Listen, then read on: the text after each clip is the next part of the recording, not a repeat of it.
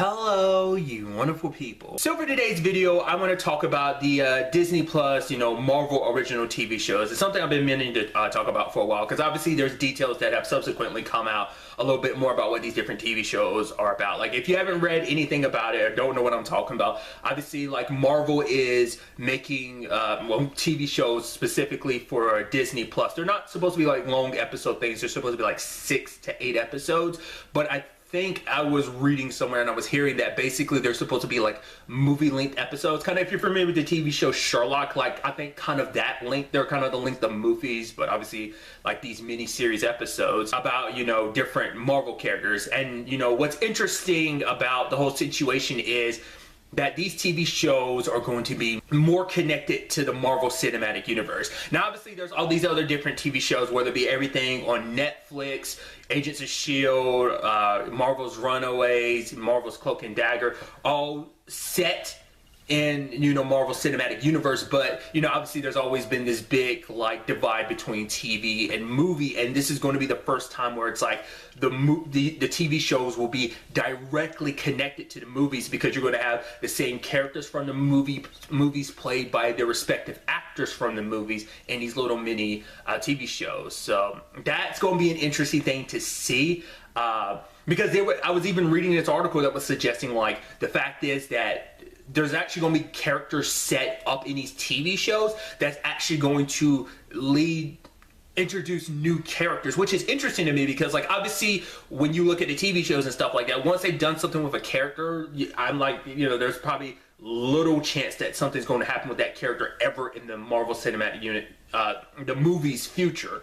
I mean, like I said, that could always be something they change, but I just feel like Marvel wouldn't really kind of double dip like that. That's just a conversation I've had before about the DC thing. I don't mind them double dipping. It's just kind of interesting because it's something you see with DC, but not necessarily Marvel. It's just kind of an interesting thing. Obviously, like I said earlier, there are some details that have come out about the different series, so, break down a little bit what's come out. For one, there's the whole, there's going to be a Loki TV show where basically he's time traveling to different eras in human history and kind of like causing mischief. Obviously, with a lot of these little mini-series, we don't know timeline-wise where they take place, because I was hearing someone suggest, like, oh, maybe it take place, like, before Thor 1, where he found out the truth about everything. Because I was like, would he really meddle in human affairs? Because I mean, it's hard to say, because Loki's never cared about humans, never really shown any real interest in him and stuff like that. But maybe that's kind of the whole point of him. Maybe it could be like hey, this is him, before Thor, before finding out about who he really is. Obviously, before he kind of started wanting to, like, control people, like he did in Avengers, kind of wanting to rule and stuff like that, because maybe he doesn't know about his lineage at that point in time. But then there's another part of me, like, I feel like maybe after whatever ends up happening, well, because that also comes down to what happens to him, like whether or not anything ever happens to that character within the Marvel Cinematic Universe movies. Again, because obviously the way things ended for Loki's character and, Infinity War, it's been long enough. He's dead, so whether or not they bring him back or not, whether that's still another trick, who knows? Because it'd be interesting, I was thinking, like, if we basically took Loki time traveling, like, but at different points in the movies. Like, oh, this is him before Thor 1. This is him before, it's like, oh, this is him when he was on Earth between Thor's ending and the events of Avengers. Like, I thought it'd be kind of interesting there, and maybe, like, oh, here it's him after, Thor 2, when he's pretending to be his dad simultaneously. He's all, like, time traveling or something like that. I'd be interested to see what time periods they would set him into and just what kind of mischief he'd get up to. Like I said, it'd also be interesting because obviously, like, this is going to be tying into his character into the movie. So I would feel like the best time would be, like, where his story, like, if they did something with him, post Infinity War is what I'm saying, and stuff like that. I feel like that'd be, like, the best time, because I feel like,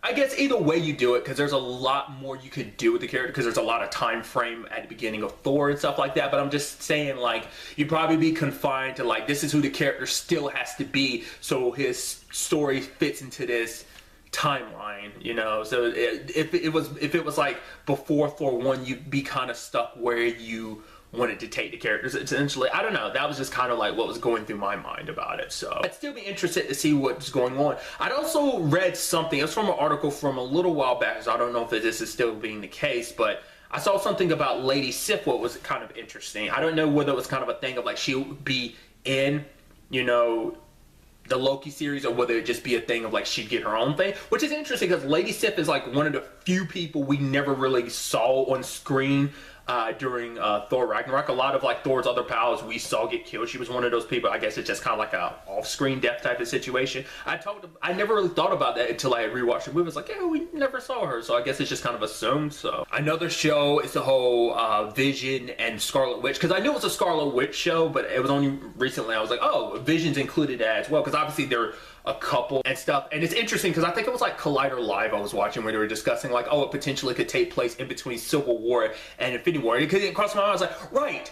Because I was like, what do you, like, it didn't even cross my mind to think like what the Scarlet Witch storyline could be. And it's like, well, yeah, because they, you know, ended up having a budding relationship that we've tackled a little bit. But obviously, once again, there's that time period like after the events of Civil War, which is kind of nice to kind of, I mean, because let's not forget the next time we see, you know, Vision, he looks a lot more human when we meet up with him in Infinity War. So it's like, oh, we could talk about their building relationship and how they got there kind of, you know, on the run and whatnot. So, but then once again, you know, you could also, you know, depending on what ends up happening in Infinity War, I'm assuming like, well, particular Endgame, like, whatever happens to their characters as a result of all that, you know. And the same thing for the other TV show, which is about Bucky and Falcon, Winter Soldier and Falcon, which is interesting just because it's like you're making a TV show about the two characters that are meant to be the next Captain America. So I just think that's so fascinating because it's like one of them is supposed to be getting the torch passed to them. It's like they're getting their own TV show. So it's like, well, that has something to do with like the passing of the torch, you know. It's just kind of interesting because that's something we've gotten a little bit in the movies. In particular, you get it in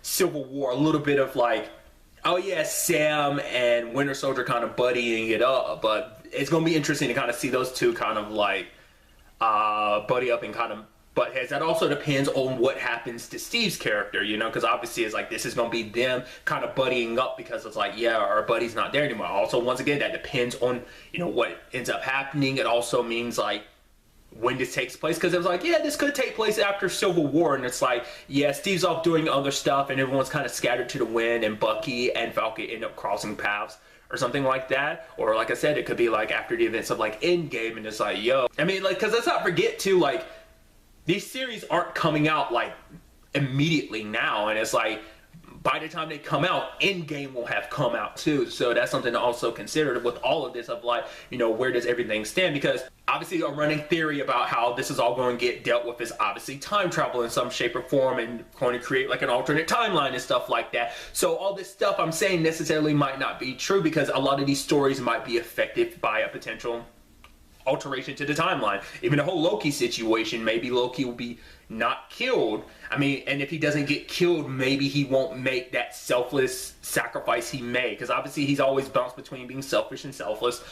Maybe he wouldn't make that sacrifice for Thor because things didn't play out the same way, and so maybe he kind of stays a little selfish. I mean, to be fair, him and Thor are kind of on good terms, but he kind of has that selfish moment because he took, you know, the Tesseract at the end of Ragnarok, so it's kind of like, I mean, that also comes down to it too, like if they reverse time, like what does that mean about the state of the Infinity Stones and stuff like that? Would they go back to where they were before? So would that mean that we'd go back to the end of Ragnarok and he had the Tesseract, or like, is it just going to be a situation of reviving people, not necessarily reversing time?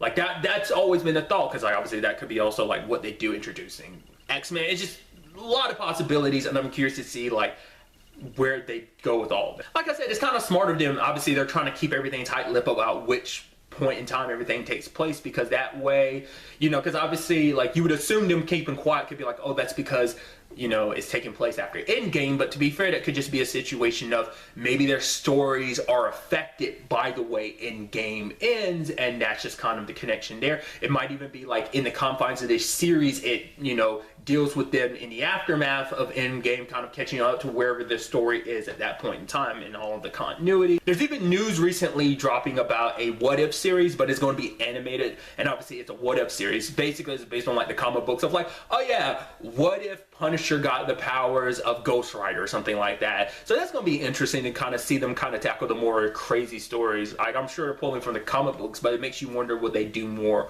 original stuff too that hasn't necessarily been done in the comic books yet? So I think that'd be pretty neat. Do note that I have not read into that series as much. Like, it's something I just like caught a glimpse of like before I started recording this. So another thought too was kind of like, obviously there's a whole like, oh, what about all the Netflix stuff, which once again, you know, it's a situation, I've talked about this in a previous video, that none of Marvel/Disney can't do anything with those characters/shows like for 2 more years just because of the dealings with Netflix, which I think it was Collider Live I was listening to, where they were talking about the fact is that they could still write those shows potentially and stuff like that. They just can't actually film and start any production stuff on it. But if someone wanted to, they could continue, like, they could pick up writing stuff right now. They just can't do anything beyond that. So once again, this could make those characters a lot more tied to the cinematic universe if like they decided to kind of go down that route. But I always kind of felt like they probably wouldn't, just because that's always been like that Netflix thing. And it's just like,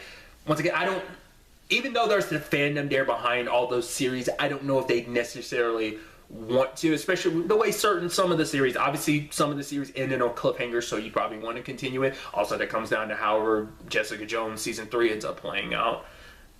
But the other things kind of had decent like ending off points, but that doesn't mean that they can't bring these shows back, maybe give them a higher budget and then kind of wrap them up for one final send-off potentially in the future. Once again, that's the huge conversation I say all the time that comes down to what Disney and Marvel decides to do. I think it'd be dope to kind of wrap up every series, you know, especially if you're doing stuff like this, like a little mini series, like I said, give it a bigger budget, kind of like, you know, people always complained about some of the shows being too long, and it's like if you're doing like a 6 or 8 episode thing, personally I prefer more, but hey, if you're doing that, then maybe they could just wrap everything up, put everything on a nice little bow all around, probably do one more season of Defenders. You know, I don't know if enough about comic books to know like where they would take the story next after dealing with the hand and stuff like that, but personally I would really like that. But obviously this is what's just going through my head. In the comments down below, I'd love to hear what your thoughts are about all these Marvel TV shows, as well as, you know, Disney Plus in general. But really, that's all I want to talk about in this video. Till the next time we meet, be happy, be safe, live life to the fullest, and enjoy it. Good day and goodbye.